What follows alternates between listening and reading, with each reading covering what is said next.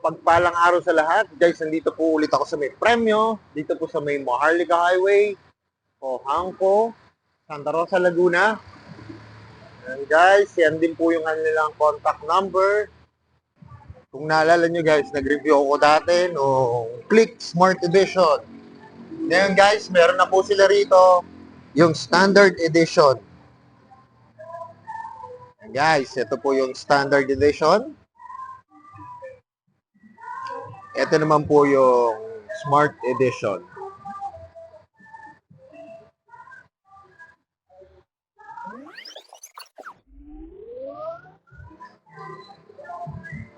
Pagpalang araw sa lahat. Guys, dito po ako may premyo at ang re-review po natin.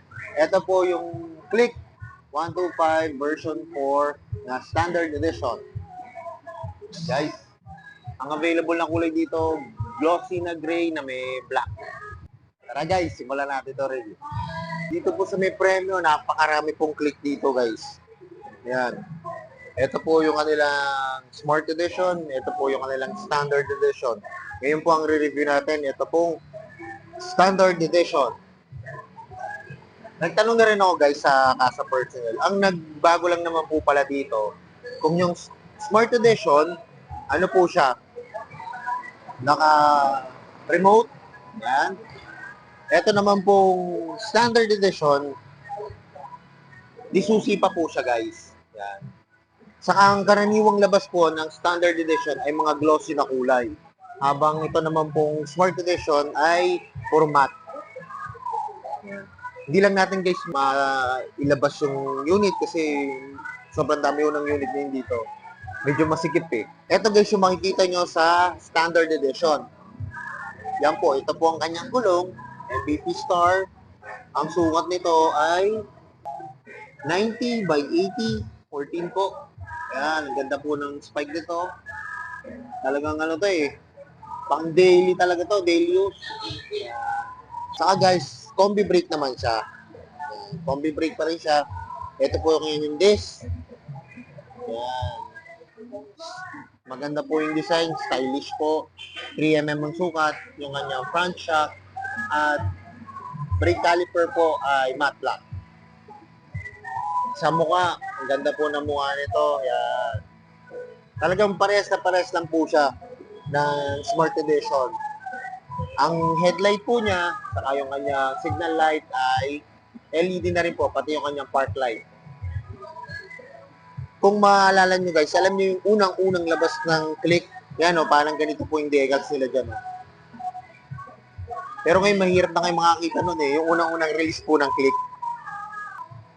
Ito po, may decals siya rito, Honda. Sa side naman po na to, nakalagay po, Click 01.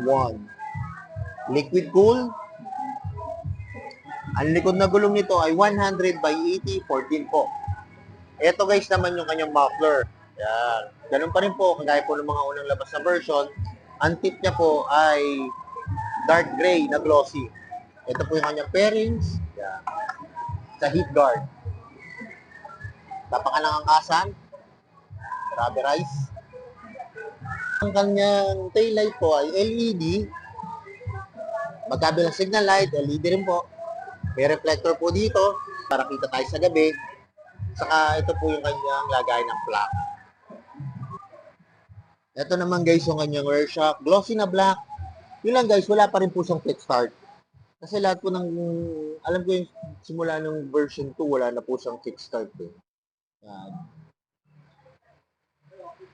Kanyang grab bar, matte black po. Ito naman po yung kanyang upuan. Yung classic look pa rin po ng upuan ng ng Click. Yan pa rin po yung ginamit. Sa kakagandaan nito, ano na po siya, flat seat na po siya. Customized na siya guys. Sa U-Box, wala kang masasabi sa U-Box ito kasi po ang U-Box ito ay talagang malaki. Kasyang-kasya po dito yung half face na helmet. Depende po sa full face na helmet kung anong brand. Kasi minsan may mga full face po na medyo malaki kaya hindi po siya kasya. Pero kasya rin po dito ang full face. Depende po sa brand. Ito po yung kanyang gas tank, pairings, gas cover. Yan. Ito po yung upuan. Yan guys, naka-staple ano po siya. Naka-staple wire doon sa mismong seat cover. Maganda po dito guys, sana kung may garter eh. Para, kasi po dito, ito po yung prone pagka yun napupunit yung upuan natin. May hook po dito magkabila para sabitan ng helmet o yung pinamili nyo. Pwede rin po. Pero guys, meron din naman siyang hook dito. Yan. Pero wag nyo nang masyadong bigatan yung sasabit nyo kasi minsan no, nababali po to. Ito po yung kanyang footboard. Yan. Spacious po. Dito pa rin po yung kanyang battery. So, may footboard. Ang paa ko po ay 8.5. Yan o. Spacious po. Marami po yung galawan ng paa. Saka guys, ang ganda nito, may pocket din siya. Ayan. Siyempre, USB port. Para pagka charge kayo ng cellphone, meron po kayong charger. Malalim po yung kanyang pocket. Sa kabila guys, ito, pwedeng lagyan nyo lang dito coins. Yan. Kagaya po nung sinabi ko, ito po, ano pa siya, disusi pa po. Pero dito nyo naman na pwedeng buksan yung inyong upuan. At may shutter lock siya. Sa manubela, yan. Ganda po ng manubela nito guys. May safety feature po siya. Ito po, pagka pinarest down nyo to, may pwede nyo siyang ilock. Yan. Ito naman po yung makikita nyo sa manubela niya. High and low, busina, signal, electric start. Yan. Throttle. Malutong ang throttle, pati yung kanyang brake lever. Yun lang guys, electric start lang siya. Wala po siyang kickstart. At ang kanyang gauge panel, yan. Digital na po ang kanyang gauge panel. Nandito po yung select. Saka yung pag-setup niyo po yung gauge panel nyo. Makikita niyo po dito yung signal, high and low, engine, temperature, saka battery. Guys, importante rito yung battery. Kasi kagaya po nito, walang kickstart. Kailangan natin ma-monitor yung battery nito. Ano ho to eh? Iilaw to. Pagka ibig sabihin, mahina na po yun yung battery. Guys, halos parehas na parehas lang. Ang nakita ko lang po dito sa Smart, iba po yung brand ng gulong. Yan, kagaya nito, ito po yung brand ng gulong nito.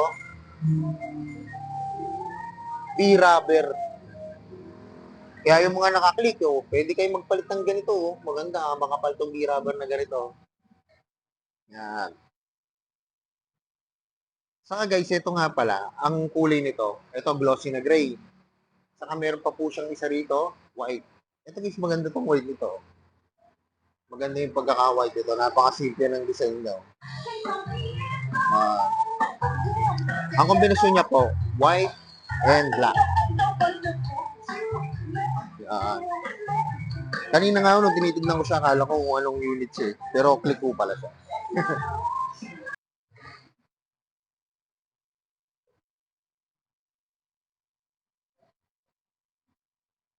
Ito po yung click. Standard edition. Version 4 po.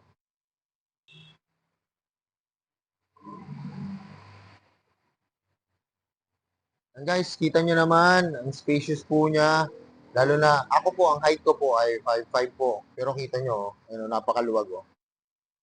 Kahit itong mga around 6 feet, pwede po itong i-drive. Ito po ang ganda nitong click. Kahit pwede po siya sa hindi masyadong matatangkad, saka pwede rin po siya sa mga matatangkad na riders. Saka dami po ng pyesa nito guys. Saka kita nyo naman, napaka-forma, napakaganda ng disenyo. Lalo na po ito ngayong version 4. Hindi ko lang siya guys may baba kasi masigit po ngayon yung kasa. Pero ito mababa lang po to. Yung mga click naman po na ganito. Ano lang to, mabababa lang po ang mga ground clearance ito. Ako kagaya ko na 5'5", konting tiptoe lang to. Pero kung gusto niyo naman pong pababaan, pwede niyo naman pong babaan dito. Kung ibaba niyo lang po to, may adjustment pa po to para bumaba ng konti yung front shock. O di kaya palitan yung rear shock po. Saka sa mukha, yan guys, parehas lang siya ng standard. Sa mukha nito guys, parehas lang po ito ng Smart Edition. Ang karaniwan lang po kasi nito, ang mga labas po nitong Standard Edition, mga glossy po.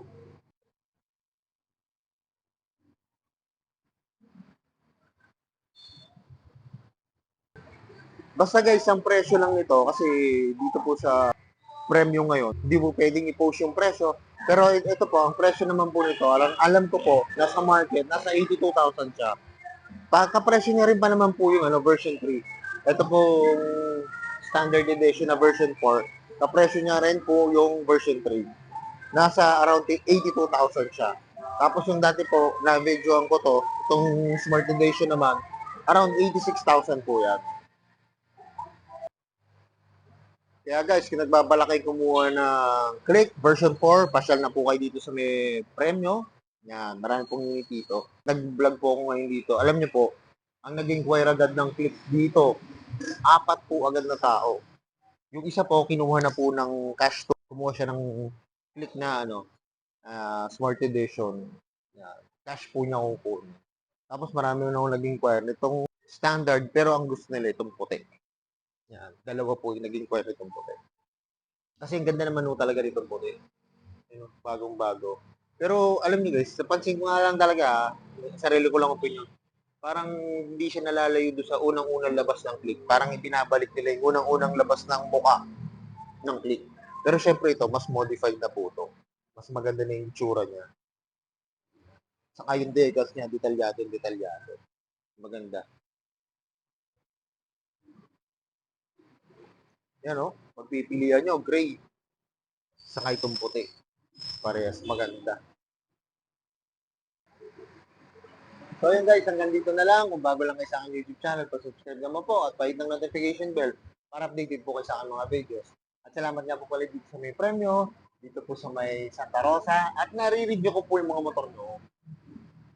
Click, yan, standard edition. More safe so ka, yan na lagi po sinasabi. Ingat po palagi, ride safe always, and God bless po.